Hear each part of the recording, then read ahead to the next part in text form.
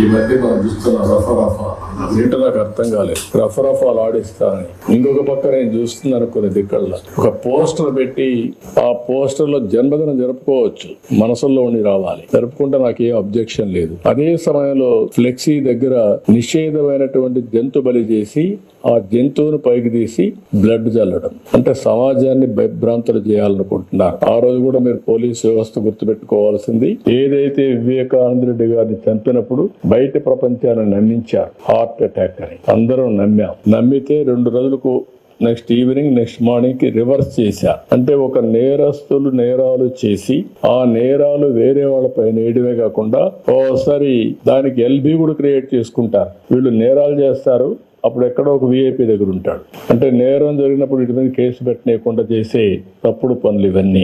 అవన్నీ వాళ్ళు ఎన్ని చేసినా మీరు ఒక్కటే గుర్తుపెట్టుకోవాలి, దొంగతనం చేసేవాడు గాని, నేరాలు చేసేవాడు గాని, ఘోరాలు చేసేవాడు గాని ఎవిడెన్స్ లేకుండా తప్పించుకోలేడు.